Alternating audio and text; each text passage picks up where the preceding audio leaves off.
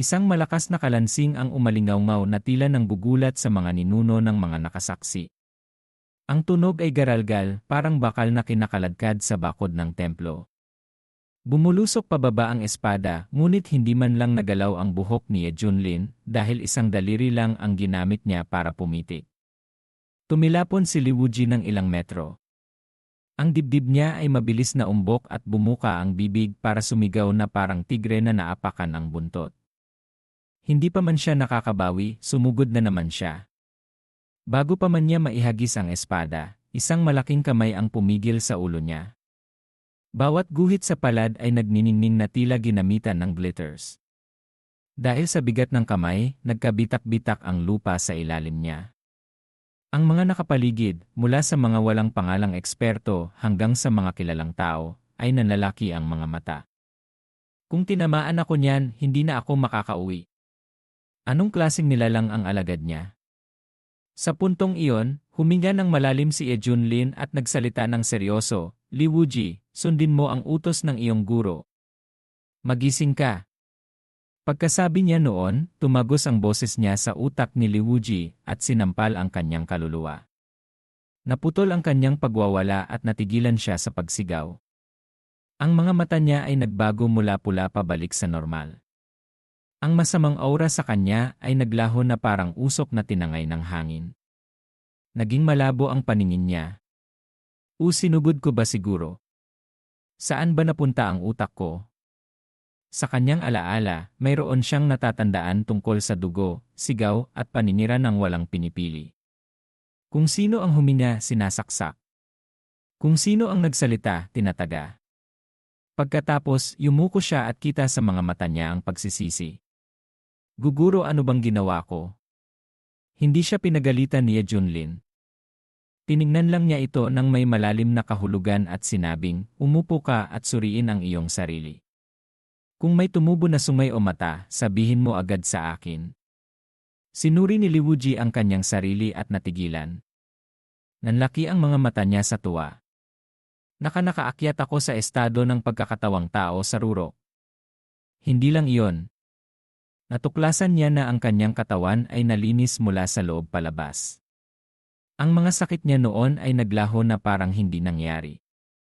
At saka, naging matigas ang katawan niya na parang bakal na hinubog ng 3 beses sa apoy ng impyerno. Napaiyak si Li Wuji sa sobrang tuwa at lumuhod ulit para kumpletuhin ang kanyang combo. Nagpapasalamat ang iyong alagad, guro. Iwinasiwas ni Ye Junlin ang kanyang manggas. Wala yon. Nagkataon lang na nailigtas kita. Pero, lihim niyang sinabi ng seryoso, malakas ang angka ng demonyong dugo, ngunit kung gagamitin mo iyan ng matagal, pipigilan kita. Panatilihin mong malamig ang ulo mo.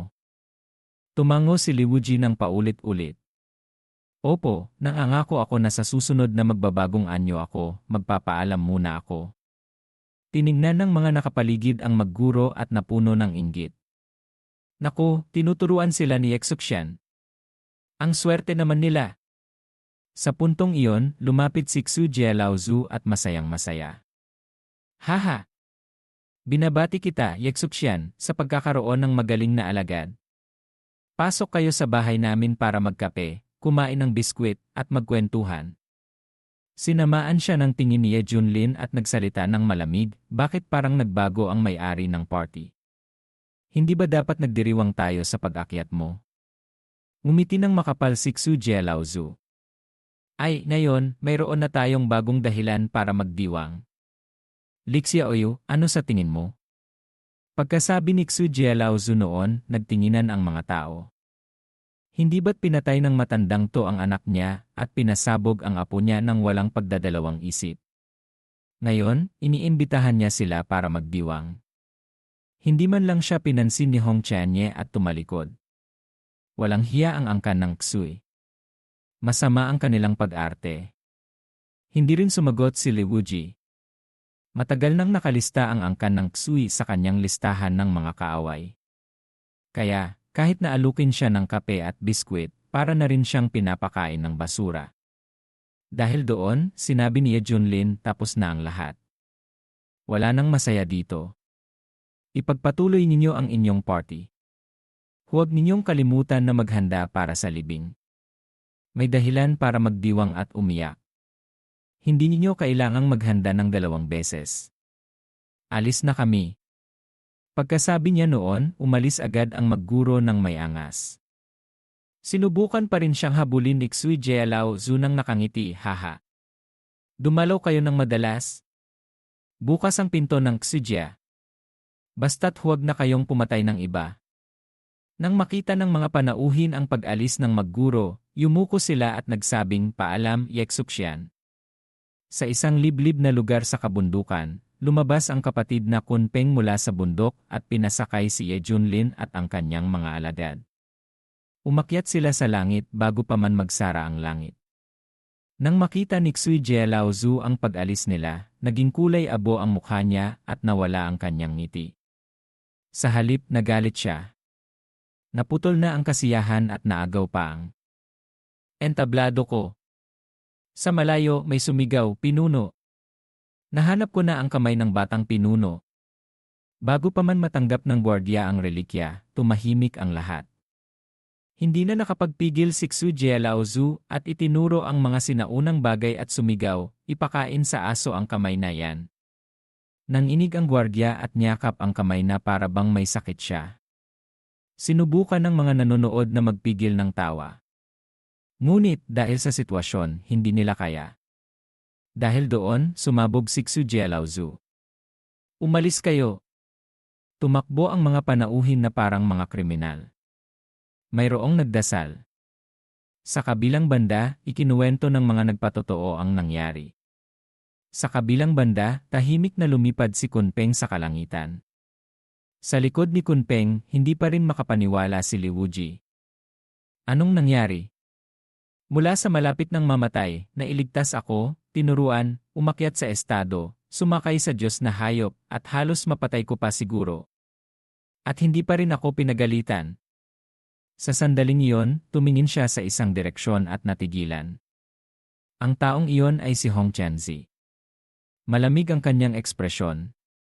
Maganda ang mukha niya at matayog ang kanyang aura. Napabuntong hininga siya. Sa labas, alam ng lahat na si Hong Qianye ay isang alagad ng Xuan Tianzong. Ngunit, usap-usapan na hindi niya gusto ang mga lalaki sa mundo. Bahala na. Sasabihin ko lang ang ilang mga salita. Inayos niya ang kanyang buhok at mumiti. Ahem. Hong Shiji, kayo ay magaling at maganda. Umaasa ako na tuturuan niyo ako. Hindi man lang siya tumango. Sa halip umalis siya. Iniwan niya si Liu Wuji na nasasaktan at nagtatanong kung ano ang kanyang ginawa.